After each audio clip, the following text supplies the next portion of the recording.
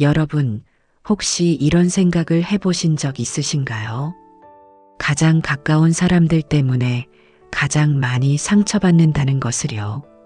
남이 아닙니다.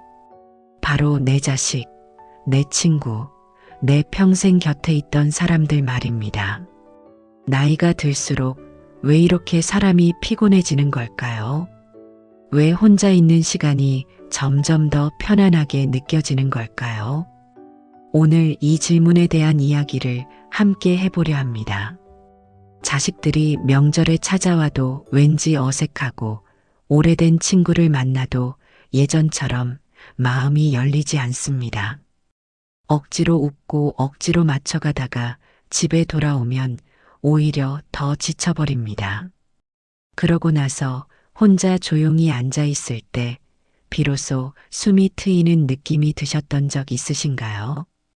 그 느낌이 낯설고 왠지 미안하고 내가 이상한 사람이 된 것 같아서 속으로 꾹꾹 누르셨던 분들 계실 겁니다. 그런데 말입니다. 그 마음이 잘못된 것이 아닐 수도 있습니다. 오히려 그 마음 안에 아주 중요한 무언가가 숨어 있을 수 있습니다. 생각해 보십시다. 우리는 지금까지 얼마나 많은 사람들을 위해 살아왔습니까?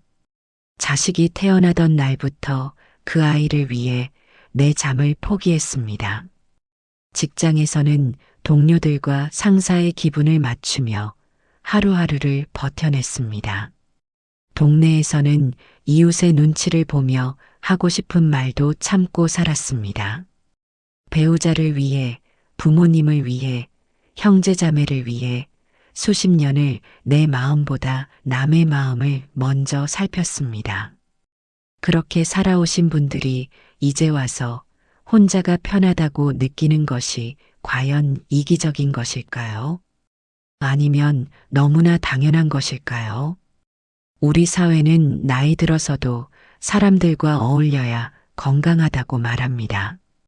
자식들과 자주 만나야 하고 친구들과 계속 연락해야 하고 경로당이나 복지관에 나가서 무리에 섞여야 외롭지 않다고 합니다.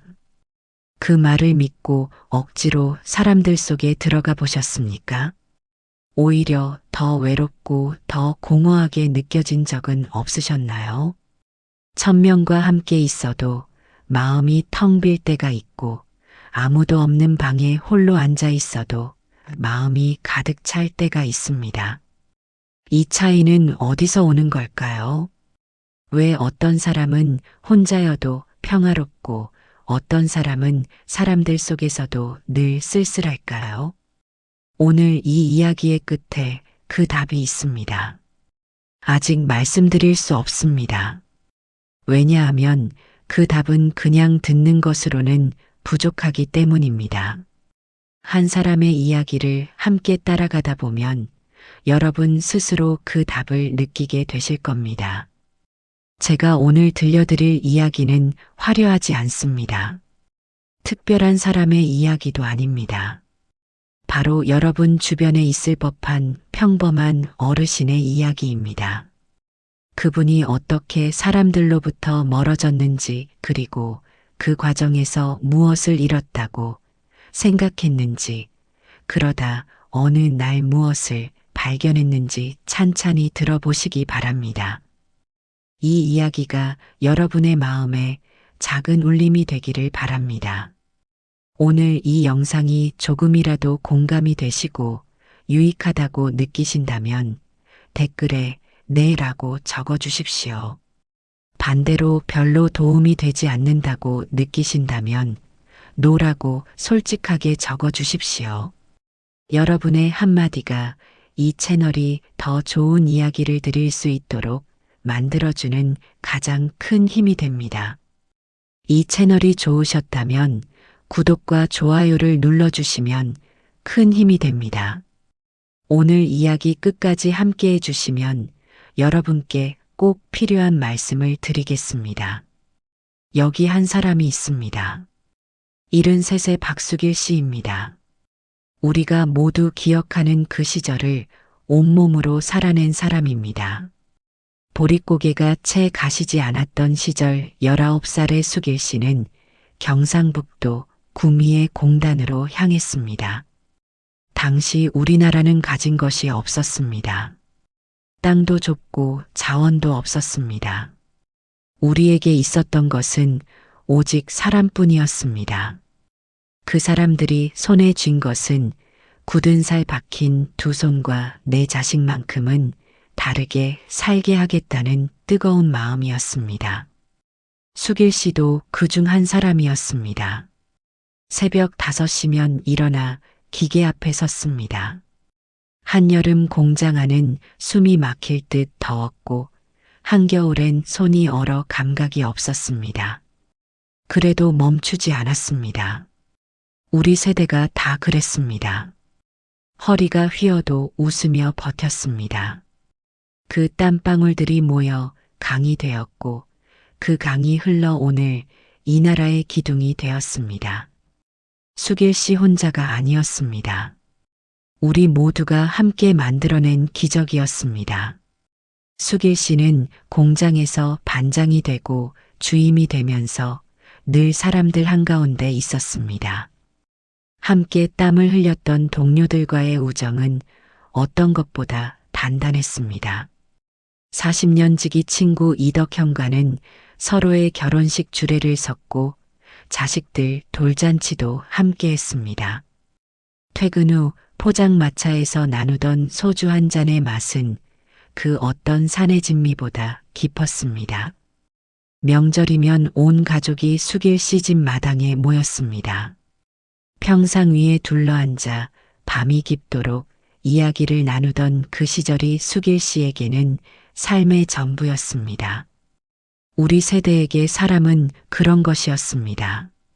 함께 고생하고 함께 웃고 함께 버티는 것이 삶이었습니다. 그런데 60줄에 접어들면서 그 풍경이 하나씩 지워지기 시작했습니다. 덕현이는 큰아들이 있는 인천으로 떠났습니다. 50년 가까이 함께했던 공장 동료들도 고향으로 돌아가거나 병원을 오가기 시작했습니다. 함께 이 나라를 일으켜 세웠던 우리 세대가 이제 하나씩 자리를 떠나고 있었습니다.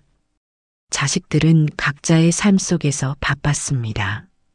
큰아들은 서울에서 직장을 다니며 한 달에 한 번 짧은 문자가 전부였고 딸은 어린 손자들을 키우느라 전화 한 통도 금세 끊어졌습니다. 수길 씨는 그럴 때마다 가슴 한쪽이 서늘해졌습니다.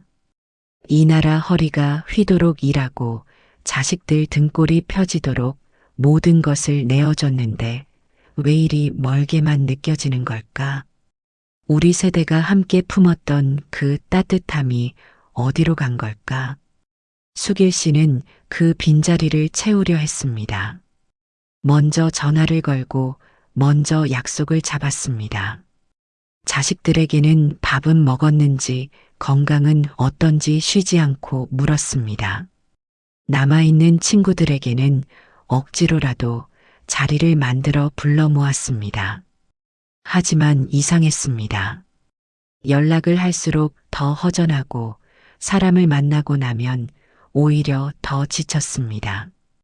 자식들은 전화가 길어지면 말수가 줄었고 친구들 모임은 예전처럼 가슴이 뜨거워지지 않았습니다. 수길 씨는 어느 순간 자신이 빈 그릇에 계속 물을 붓고 있다는 것을 느꼈습니다. 아무리 채워 넣어도 그 물은 어디론가 다 빠져나갔습니다. 그러던 어느 늦가을 오후였습니다. 아무런 약속도 없이 혼자 집에 있던 수길 씨는 무심코 마당으로 나갔습니다.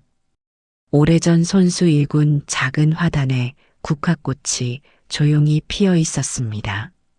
노랗고 하얀 꽃들이 바람에 살랑이고 있었습니다. 수길 씨는 낡은 의자를 끌어다 놓고 그 앞에 앉았습니다. 따뜻한 보리차 한 잔을 손에 들고 아무 생각 없이 꽃을 바라봤습니다. 아무도 없었습니다. 전화도 오지 않았습니다. 아무것도 맞출 필요가 없었습니다.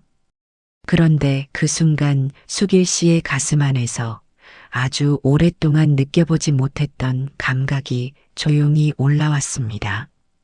편안함이었습니다. 억지로 웃지 않아도 되는 편안함이었습니다. 아무것도 설명하지 않아도 되는 편안함이었습니다. 그냥 지금 이 자리에 내가 있어도 된다는 편안함이었습니다. 수길 씨는 그날 처음으로 혼자라는 것이 외로움이 아닐 수 있다는 생각을 했습니다. 국화꽃은 아무 말도 하지 않았습니다. 아무것도 바라지 않았습니다. 그냥 피어 있었습니다. 수길 씨는 생각했습니다. 나도 저 꽃처럼 그냥 있어도 되는 것이 아닐까? 누군가 찾아와 주기를 기다리지 않아도, 누군가에게 인정받으려 애쓰지 않아도 그냥 이렇게 존재하는 것으로 충분한 것이 아닐까? 그날 이후 수길 씨의 하루가 조용히 달라지기 시작했습니다. 자식에게 먼저 긴 전화를 걸지 않았습니다. 대신 가끔 짧은 문자 하나를 보냈습니다. 잘 지내고 있지? 보고 싶다. 그것으로 충분했습니다.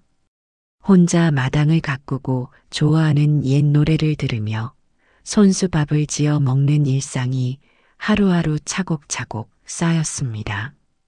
어느 날 큰아들이 예고도 없이 찾아왔습니다. 수길 씨는 예전처럼 이것저것 캐묻지 않았습니다. 그냥 함께 밥을 먹고 마당에 나란히 앉아 하늘을 올려다봤습니다. 아들이 먼저 말을 꺼냈습니다. 아버지, 요즘 얼굴이 많이 편안해 보여요. 수길 씨는 그 말에 조용히 웃었습니다. 그것으로 충분했습니다. 수길 씨는 이제 압니다. 사람을 잃은 것이 아니었습니다. 오히려 가장 중요한 사람을 찾은 것이었습니다. 바로 자기 자신을요. 우리가 바로 그 세대입니다. 아무것도 없던 이 나라를 우리의 두 손으로 함께 일으켜 세운 세대입니다. 가족을 위해 청춘을 바치고 이 나라를 위해 온몸을 던진 세대입니다. 그 긴 세월을 오직 남을 위해 살아온 우리가 이제는 가장 단단하고 가장 아름다운 방식으로 우리 자신의 삶을 완성해 갈 차례입니다. 우리에게는 그럴 자격이 있습니다. 그리고 우리에게는 아직 그럴 시간이 충분히 남아 있습니다. 수길 씨의 이야기를 들으시면서 어떤 생각이 드셨습니까?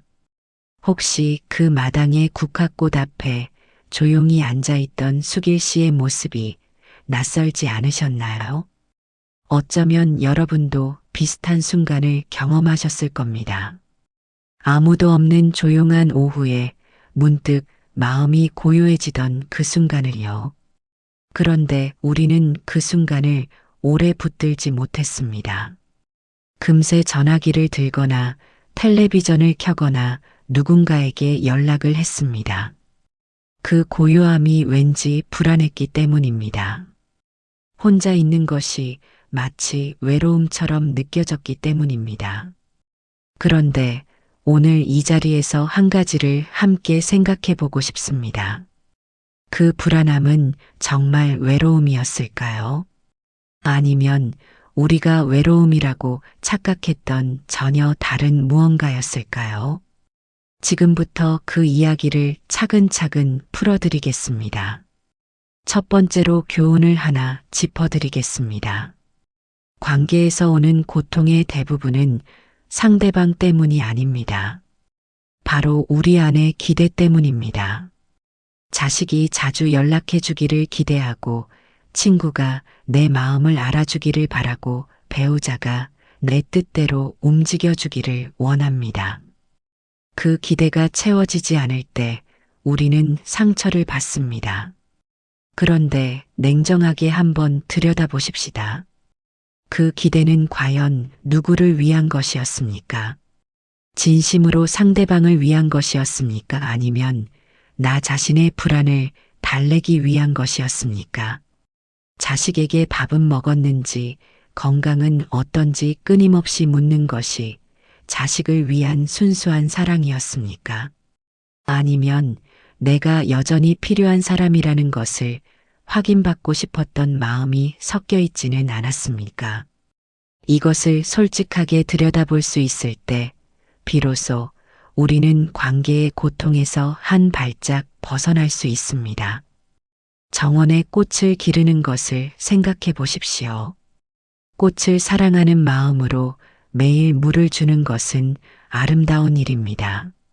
하지만 너무 많은 물을 주면 오히려 뿌리가 썩습니다. 꽃이 스스로 자랄 수 있도록 적당한 거리를 두고 지켜봐 주는 것이 진정한 사랑입니다. 관계도 똑같습니다. 사랑한다는 이름으로 상대방에게 너무 가까이 다가가면 오히려 그 관계가 무거워집니다. 숨이 막혀진 상대방은 자연스럽게 멀어집니다. 기대를 내려놓는 것은 사랑을 포기하는 것이 아닙니다. 오히려 더 깊고 더 자유로운 사랑으로 나아가는 첫걸음입니다. 붙잡으려 할수록 더 빨리 멀어지고 놓아줄 때 비로소 그 자리에 머물게 됩니다. 이것이 관계에서 우리가 배워야 할 가장 중요한 교훈입니다. 두 번째로 철학과 심리학이 이 문제를 어떻게 바라보는지 함께 살펴보겠습니다. 고대 그리스의 철학자 에픽테토스는 노예 출신이었습니다. 아무것도 가진 것이 없었고 자유조차 없었던 사람이었습니다. 그런데 그는 이렇게 말했습니다. 사람을 괴롭히는 것은 사건 자체가 아니라 그 사건에 대한 우리의 판단이다. 자식이 연락을 안 하는 것 자체는 그냥 하나의 사실입니다. 거기에 감정이 없습니다. 그런데 우리는 거기에 나를 사랑하지 않는다 혹은 내가 무시당하고 있다는 판단을 덧붙입니다. 그 판단이 상처를 만들어냅니다. 에픽테토스는 우리가 통제할 수 없는 것에 마음을 쏟는 것이야말로 고통의 뿌리라고 했습니다. 자식이 언제 전화를 할지, 친구가 나를 얼마나 그리워할지, 이것은 내가 통제할 수 없는 영역입니다. 하지만 그것을 어떻게 바라볼지는 내가 선택할 수 있습니다. 이것이 바로 에픽테토스가 평생을 통해 전하고자 했던 자유의 핵심이었습니다. 어떤 환경에서도 내 마음의 방향만큼은 내가 결정할 수 있다는 것이었습니다. 심리학에서도 비슷한 이야기를 합니다. 지나친 관계 의존은 자기 자신과의 관계가 불편할 때 생겨납니다. 혼자 있는 시간이 두렵고 자신의 내면이 낯설고 불안하기 때문에 끊임없이 외부에서 확인을 받으려 합니다. 누군가가 나를 필요로 해줄 때, 누군가가 나에게 연락을 해줄 때, 비로소 내가 존재하는 것 같은 느낌이 드는 것입니다. 하지만 그것은 진짜 연결이 아닙니다. 그것은 불안을 잠시 덮어두는 것에 불과합니다. 진짜 평화는 밖에서 오지 않습니다. 내 안에서 시작됩니다. 자기 자신과 편안한 관계를 맺는 사람만이 다른 사람과도 진정으로 편안한 관계를 맺을 수 있습니다. 이것은 심리학이 수십 년의 연구 끝에 내린 결론입니다. 스스로를 채울 수 있는 사람은 다른 사람에게 의존하지 않아도 됩니다. 그래서 오히려 더 여유롭고 더 따뜻하게 사람을 대할 수 있습니다. 먼저 자신을 사랑해야 남도 사랑할 수 있습니다. 먼저 자신을 돌봐야 남도 돌볼 수 있습니다. 이것은 이기적인 것이 아니라 가장 현명한 삶의 방식입니다. 세 번째로 이것이 단지 숙일 시만의 이야기가 아님을 말씀드리고 싶습니다. 이것은 우리 모두의 이야기입니다. 나이가 들면서 관계가 줄어드는 것은 자연스러운 현상입니다. 강물을 생각해 보십시오. 강은 상류에서 시작할 때 수많은 물줄기와 만나며 힘차게 흐릅니다. 그것이 젊은 시절 우리의 모습이었습니다. 중년에는 넓은 평야를 유유히 흐르며 많은 것을 품습니다. 그리고 노년은 바다를 향해 가는 하류입니다. 하류의 강물은 더 이상 새로운 물줄기를 억지로 만들려 애쓰지 않습니다. 그저 자연스럽게 흐릅니다. 만나는 것은 반갑게 맞이하고 떠나는 것은 담담하게 보냅니다. 이것이 억지로 만들어지는 것이 아니라 삶이 무르익으면서 저절로 갖춰지는 노년의 지혜입니다. 나무를 생각해 보십시오. 나무는 홀로 서 있습니다. 그런데 새들에게 둥지를 내어주고 사람들에게 그늘을 만들어줍니다. 누군가를 붙잡으려 하지 않습니다. 억지로 무언가를 구하러 다니지 않습니다. 그냥 자기 자리에서 단단하게 뿌리를 내리고 있을 뿐입니다. 그런데 사람들은 그 나무 곁으로 자연스럽게 모여듭니다. 우리도 이렇게 살 수 있습니다. 가끔 혼자가 편하다는 것을 부끄러워하지 않아도 됩니다. 혼자 있는 것과 외로운 것은 전혀 다릅니다. 혼자 있음을 선택할 수 있다는 것은 약해진 것이 아닙니다. 자신이 무엇을 원하는지 정확하게 알게 된 것입니다. 그것은 삶이 깊어졌다는 가장 분명한 증거입니다. 1000명과 함께 있어도 마음이 텅 빌 수 있고 아무도 없는 방에 홀로 앉아 있어도 마음이 가득 찰 수 있습니다.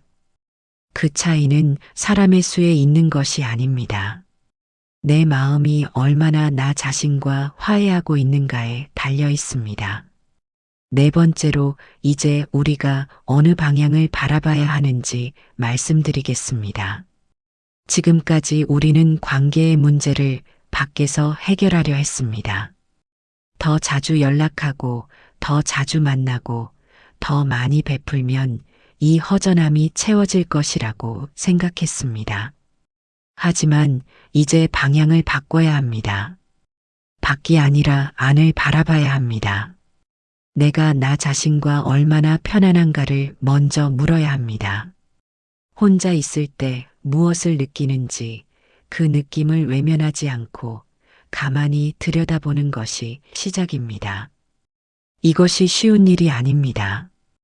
우리 세대는 평생 자신보다 남을 먼저 살피며 살아왔습니다. 자신을 들여다보는 시간이 이기적인 것이라고 배워온 세대입니다. 가족을 위해, 직장을 위해, 이 나라를 위해 수십 년을 달려왔습니다. 그런데 지금은 달라져야 합니다. 비행기가 비상 상황에 처했을 때 옆 사람을 돕기 전에 자신이 먼저 산소 마스크를 써야 한다고 합니다.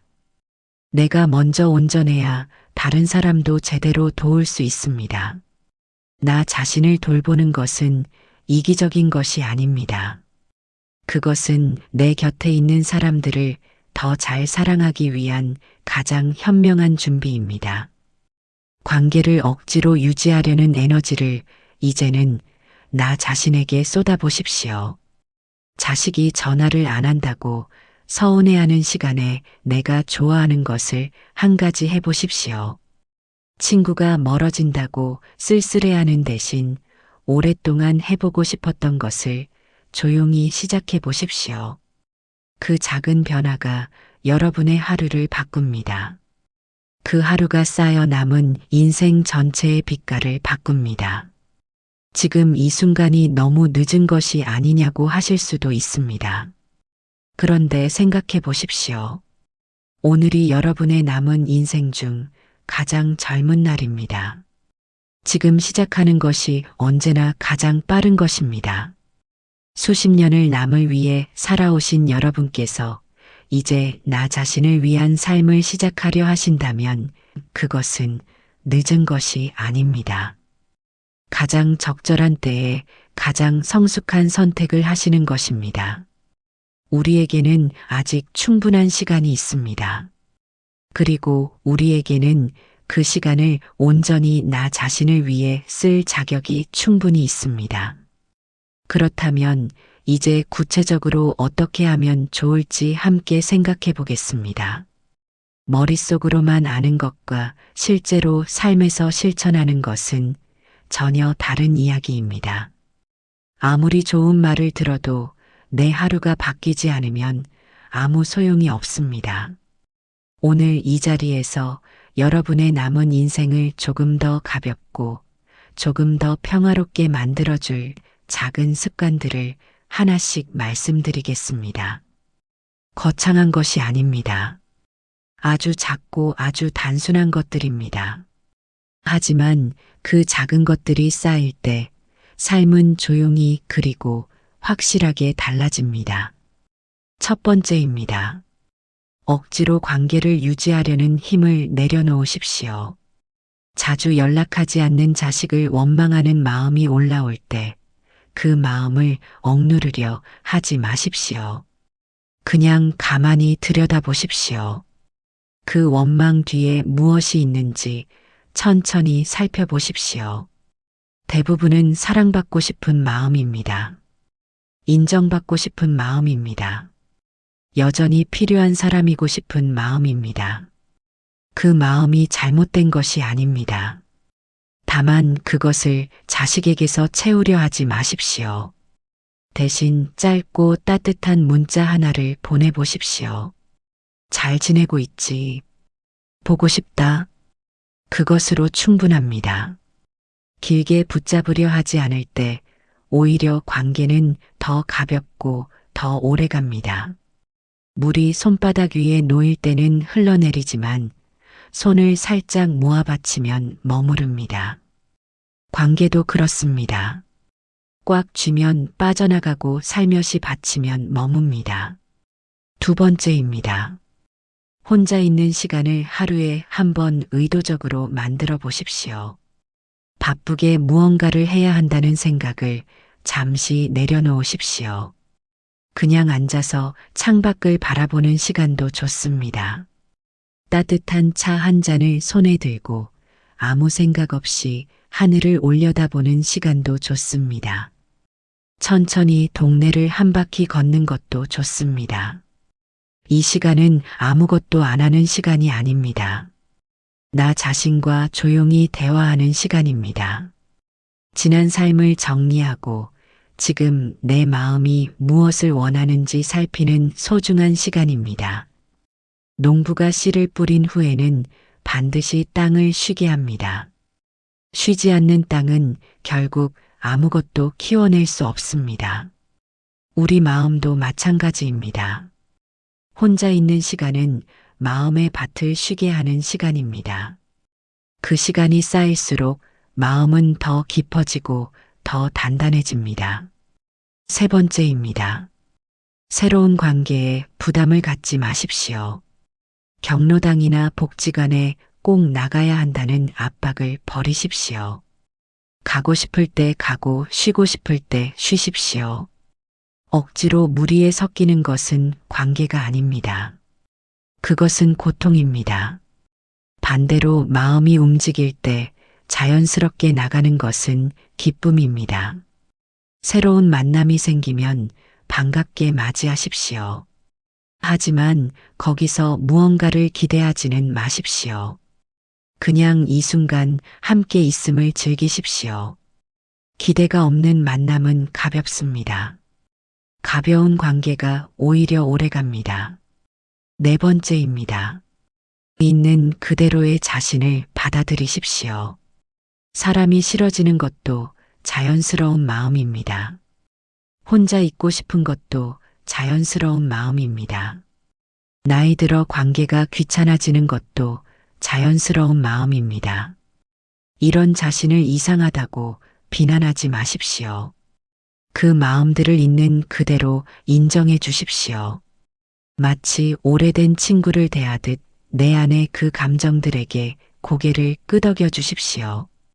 받아들임이 시작될 때 마음은 비로소 평화로워집니다. 다섯 번째입니다.